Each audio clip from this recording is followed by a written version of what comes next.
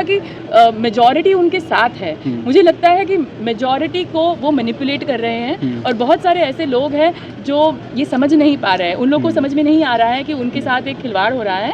Violence का माहौल BJP लेके आई है, तो लोकतंत्र को एक्चुअली नष्ट किया जा रहा है। अगर लोकतंत्र होता तो हम लोग बोल पाते हैं। हमारे बोलने की आज़ादी छीन गई है वहाँ पे। इन्वेस्टिगेटिंग एजेंसीज हो, चाहे वो इलेक्शन कमीशन हो, चाहे जो भी इंडिपेंडेंट कॉन्स्टिट्यूशनल बॉडीज हो, जो उन्होंने टेक ओवर किया है, उसकी वजह से भी मुझे लगता है विपक्ष बहुत कमज़ोर हुई है। लेकिन विपक्ष को अभी साथ आके एकजुट होकर थोड़ा काम करने और मजबूती से काम करने की जरूरत है। ये सच में एक डेमोक्रेसी है। अगर सच में जुडिशरी जो है उसके कॉन्स्टिट्यूशनल मैंडेट है, उनको संविधान को जो है उसका अमलीकरण करना है, तो फिर उनको एक भी वोटर को एक्सक्लूड नहीं होने देना चाहिए। और ये एक रियल डेमोक्रेसी, क्योंकि हर एक पर्सन का वोट वैल्यूएबल है।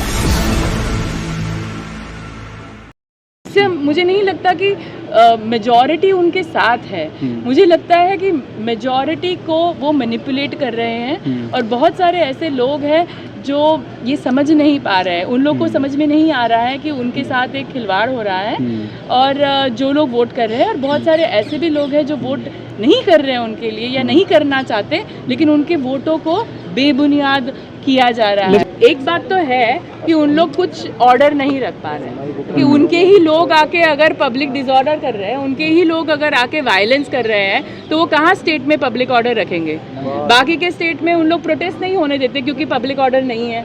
यही कहते हैं कि नहीं, पब्लिक ऑर्डर हम लोग को रखने के लिए हम प्रोटेस्ट की परमिशन नहीं देंगे। ठीक है, लोगों को अरेस्ट किए जा रहे हैं क्योंकि वो प्रोटेस्ट कर रहे हैं, लेकिन यहाँ पे उन्हीं के हाथों वायलेंस हो रहा है, उन्हीं के हाथों पब्लिक डिसऑर्डर हो रहा है। तो इतने फोर्सेस लगाए नहीं लगाए, at the end of the day अगर वो चाहते हैं कि कम्युनल वायलेंस हो तो वो करवा के ही रहेंगे, क्योंकि फोर्सेस भी। लेकिन बीजेपी के लोग कह रहे हैं कि टीएमसी हार, लोकतंत्र का राज शुरू हो गया, लेकिन नहीं तोड़फोड़ शुरू हो जाती है। इसे कैसे देखते हैं आप? यही तो पूरा एक मॉब वायलेंस का माहौल बीजेपी लेके आई है। तो लोकतंत्र को एक्चुअली नष्ट किया जा रहा है। अगर लोकतंत्र होता तो हम लोग बोल पाते हैं। हमारे बोलने की आज़ादी छीन गई है वहाँ पे। विपक्ष से भी सवाल करना बनता है इस समय जो माहौल है, क्या विपक्ष भी पूरी तरीके से काम नहीं कर रहा जो करना चाहिए? विपक्ष को ज़्यादा काम करने की ज़रूरत है, मैं तो डेफिनेटली ये कहूँगी। और सवाल विपक्ष पे भी उठाना चाहिए, लेकिन विपक्ष को भी बहुत ही लीगल टूल्स, पॉलिटिकल टूल्स लेके कमज़ोर किया जा रहा है। उन पे भी अटैक्स हो रही है, जिसकी वजह से विपक्ष भी बहुत ही कमज़ोर हो गया है। तो ये जो उन्होंने इंस्टीट्यूशंस को जो लिया है, चाहे वो इन्वेस्टिगेटिंग एजेंसीज हो, चाहे वो इलेक्शन कमीशन हो, चाहे जो भी इंडिपेंडेंट कॉन्स्टिट्यूशनल बॉडीज़ हो, जो उन्होंने टेक ओवर किया है, उसकी वजह से भी मुझे लगता है विपक्ष बहुत कमज़ोर हुई है। लेकिन विपक्ष को अभी साथ आके एकजुट होकर थोड़ा काम करने और मजबूती से काम करने की ज़रूरत है। सुप्रीम कोर्ट को पहले ही SIR की प्रोसेस को रोकना चाहिए था, क्योंकि बहुत ही इंपॉर्टेंट कॉन्स्टिट्यूशनल और लीगल सवाल वो केस में उठाए गए थे। हम भी एक पिटिशनर थे उसमें, PUCL भी थी एक पिटिशनर जब बिहार का SIR हुआ। और लेकिन इन सवालों को उन्होंने कहा कि उनको अभी नहीं सुनना है, वो प्रोसेस को स्टे नहीं करेंगे, सिर्फ डॉक्यूमेंट को लेके वो ऑर्डर देंगे। और तभी उन्होंने आधार को लेके, आइडेंटिटी डॉक्यूमेंट को लेके उन्होंने जो डायरेक्शन है वो दिया, लेकिन वो प्रोसेस को उन्होंने बंद नहीं किया। अभी जो हाल हुई है और जो अभी बंगाल के मामले में भी हुआ कि एक्सक्लूजन्स को उन्होंने कहा कि एक्सक्लूजन्स हुए भी हो तो कोई बात नहीं, आगे देखा जाएगा, अपील के लिए हमें रुकने की ज़रूरत नहीं है। अगर ये सच में एक डेमोक्रेसी है, अगर सच में जुडिशरी जो है उसके कॉन्स्टिट्यूशनल मैंडेट है, उनको संविधान को जो है उसका अमलीकरण करना है, तो फिर उनको एक भी वोटर को एक्सक्लूड नहीं होने देना चाहिए। और ये एक रियल डेमोक्रेसी, क्योंकि हर एक पर्सन का वोट वैल्यूएबल है। हम क्यों जाके बोलते हैं कि लोगों को आके वोट करना चाहिए? फिर अगर हम मानते हैं कि 26 लाख लोग बाहर हो गए तो उनको नज़रअंदाज कर सकते हैं, तो हम क्यों मानते हैं ये? हर एक वोट को, जो जिसके पास राइट है उसको वोट करने का एक मौका मिलना ही चाहिए, और उसके बिना इलेक्शन नहीं होने चाहिए। अगर SIR के प्रोसेस में प्रॉब्लम्स है तो उनको ये SIR के प्रोसेस को आगे बढ़ने नहीं देना चाहिए था, और उसको तभी के तभी उसे रोकना चाहिए था। और वहाँ पे सुप्रीम कोर्ट ने स्टे ना करके ये जो है SIR को आगे बढ़ने दिया, और उसकी वजह से एक्सक्लूजन्स भी, अनफॉर्चुनेटली उसकी वजह से एक्सक्लूजन्स के भी। इस्तीफ़ा का सवाल जो आप बोल रहे हैं, देखिए पहली बात तो वो बोल रहे हैं अभी पॉलिटिकली बोल रहे हैं वो सच में उसको कैसे करेंगे वो हम नहीं कह सकते, क्योंकि at the end of the day election तो हो गया है। लीगली उनको इलेक्शन ये चैलेंज करना पड़ेगा, उनको मुद्दे निकालने पड़ेंगे कि लीगली ये इलेक्शन क्यों वैलिड नहीं है। उसका एक प्रोसेस है इलेक्शन पिटिशन फाइल करना, उसका एक प्रोसेस है इलेक्शन कमीशन में आपको कंप्लेंट फाइल करनी है। इलेक्शन कमीशन के सामने बहुत कंप्लेंट्स गई है, महाराष्ट्र को इलेक्शंस को लेके गई है, बीएमसी के इलेक्शंस को लेके गई है, हर एक इलेक्शन में सैकड़ों कंप्लेंट्स गई है ईसीआई के सामने, और ईसीआई ने कुछ किया नहीं है, उन्होंने कोई इंटरवेंशन नहीं दिया है। साथ ही में इलेक्शन पिटिशंस भी फाइल होती है, उसको प्रूव करना बहुत ही डिफ़िकल्ट होता है कोर्ट में, लेकिन उसके भी बहुत सारे चैलेंजेस पहले गए हैं। अभी तक हम लोगों ने देखा नहीं है कि कोई भी इलेक्शन इलेक्शन को ओवरटर्न किया गया हो या कैंसिल किया गया हो, लेकिन लीगली तो यही उनको करना होगा।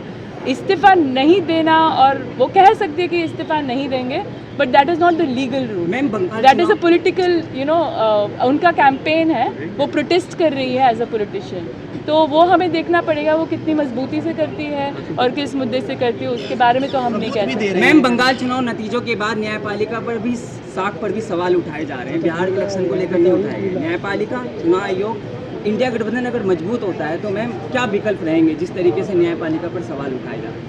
न्यायपालिका के ऊपर बहुत चीज़ों को लेके सवाल उठाए जा रहे हैं। कोई भी संवैधानिक जो मैटर है उसको 5-5, 4-4 साल नहीं सुना गया है। पहले इलेक्टोरल बॉन्ड्स को लेके नहीं सुना गया था, ईवीएम को लेके नहीं सुनाया गया था, अभी SIR को लेके सेम चीज़ हो रहा है कि पूरे मैटर को सुना ही नहीं गया। कॉन्स्टिट्यूशनल वैलिडिटी जो है उस पर सही तरीके से जो आर्ग्यूमेंट्स होने चाहिए उसको ना देख के फाइनली जब हुआ बिहार इलेक्शंस हो गए थे, तो ये सारी जो चीज़ें जो मुद्दे आए हैं न्यायपालिका के ऊपर बहुत गंभीर सवाल उठाती है कि कॉन्स्टिट्यूशनल जो इश्यूज़ है उसको सुनना बहुत ज़्यादा ज़रूरी है। आज तक CAA NRC का केस नहीं सुनाया गया। एक्चुअली वो 9th ये वीक में शुरू होना चाहिए था ये केस, लेकिन अब भी वो केस सुप्रीम कोर्ट ने अभी उसकी शुरुआत नहीं की गई है। तो ऐसे बहुत सारे मैटर्स हम देख रहे हैं जो नहीं सुन रहे हैं, तो ये डेफिनेटली न्यायपालिका के ऊपर एक सवाल करता है। TMC के आकाश बनर्जी हैं, वो सबूत दे रहे हैं कि EVM में नंबर बदले गए, मतलब नंबर अलग अलग हैं, EVM बदली हैं, तो ये गंभीर आरोप देखना, मेरा फोन देखना। ऐसे गंभीर आरोप महाराष्ट्र के इलेक्शंस में भी लगे थे, बाकी के इलेक्शंस में भी, गुजरात के इलेक्शंस में, बहुत सारों में अपोजिशन पार्टीज़ ने कंप्लेंट्स फाइल किए हैं कि नंबर, आंकड़े, VVPAT को लेके ऐसे बहुत सारे इश्यूज रेज किए गए हैं पास्ट में, लेकिन इनको लेके कोई एक्चुअल हम देखते नहीं है कोई एक्चुअल एक्शन हो, या इलेक्शन के साथ इलेक्शन जो हुए हैं अगर वो मैनिपुलेटेड है तो उसमें कोई इन्वेस्टिगेशन हो। तो इसमें अगर ऐसे गंभीर आरोप लगाए जाते हैं तो ECI को उन्हें पहले तो समझने की ज़रूरत है, उस पर कुछ नहीं तो इन्वेस्टिगेशन करने की ज़रूरत है। अगर ये होगा कि नहीं, 12 बजे से 6 बजे तक का CCTV फुटेज मांग रहे हैं, तो वो तो देना चाहिए। CCTV फुटेज जो है वो इसीलिए CCTV रखा जाता है कि वोटर इलेक्शन का मैनिपुलेशन ना हो, और उसी के लिए ये CCTV अपोजिशन पार्टी को अवेलेबल भी करना चाहिए। लेकिन जब आपने ये बोला तो महाराष्ट्र इलेक्शन में एक सीट पर जब कोर्ट का आदेश आया तो दोबारा रिकाउंटिंग हुई, तो वहाँ पर वो जो हारा हुआ व्यक्ति जीता था, तो इस तरह से क्या चल रहा है? क्या EVM में गड़बड़ी है कुछ? EVM को लेके बहुत सारे सवाल उठे हैं, और EVM को लेके केस भी फाइल हुआ था।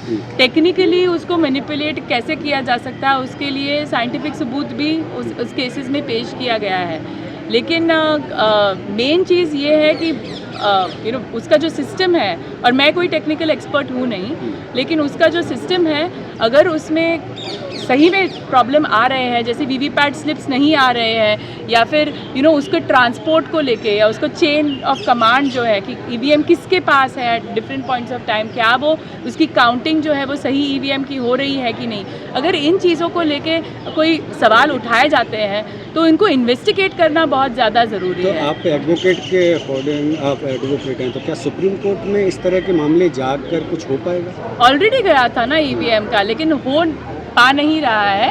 ये सोल्यूशन है, हम तो डेफिनेटली कोर्ट्स को कोर्ट्स को पुश करते रहेंगे कि जो लीगल सवाल है उनको डेफिनेटली सुने, लेकिन ये बहुत ज़्यादा ज़रूरी है कि कोर्ट्स भी ऐसे जो मैटर्स है जो डेमोक्रेसी के लिए बहुत ज़्यादा ज़रूरी है, जो हमारे कॉन्स्टिट्यूशनल राइट्स को अफेक्ट करती है, उनको प्रायोरिटी दें, उनको सुने। और ऐसा ना हो कि हम बस नतीजा फेस करें। हम जो कहते हैं लीगल लैंग्वेज में कि हमें कोई पे कंप्लाई प्रेजेंट नहीं करना है, जब मैटर रेज किया जाता है तभी उसको सुनो और फिर चीज़ें होने दो।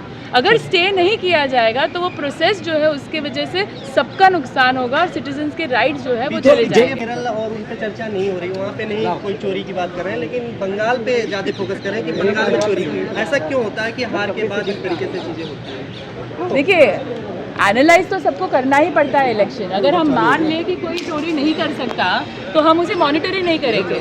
हम जैसे सिविल सोसाइटी ऑर्गेनाइजेशंस हो या फिर पॉलिटिकल ऑपोजिशन हो या सिटीजन्स के ग्रुप्स हो, उनको ये देखना तो होगा ना कि इलेक्शन सही तरीके से हो रहा है कि नहीं। इलेक्शन मॉनिटरिंग एक बहुत ही इंपॉर्टेंट पार्ट है और इलेक्शन मॉनिटरिंग के टाइम पे अगर हमें पता चला कि कोई मैनिपुलेशन हो रही है, अगर कोई प्रोटेक्शन ही नहीं है, अगर कोई सीसीटीवी कैमरा है ही नहीं, तो कुछ भी होगा वो बूथ में, किसी को पता ही नहीं चलेगा, राइट। तो ये मॉनिटरिंग जो है वो बहुत ही इंपॉर्टेंट है और उसके अगर दौरान हमें पता चलता है कि कुछ गलत हुआ है तो उसको रेज करना भी बहुत इंपॉर्टेंट है। लेकिन सुप्रीम कोर्ट पर भी सवाल खड़े हो रहे हैं। जब SIR का मामला जब सुप्रीम कोर्ट में गया था तो CGI ने बोला था कि जो वोट है अगली बार दे देना, तो इस तरह की बातें तो ऐसे बहुत कैजुअली आप नहीं ले सकते ना किसी के वोटिंग का राइट को। किसी का वोटिंग का राइट अगर हटता है तो उनकी नागरिकता पे सवाल आता है। वोटिंग का राइट जो है वो सबसे इम्पोर्टेंट एक राइट है हमारा सिटीजनशिप राइट्स के अंदर।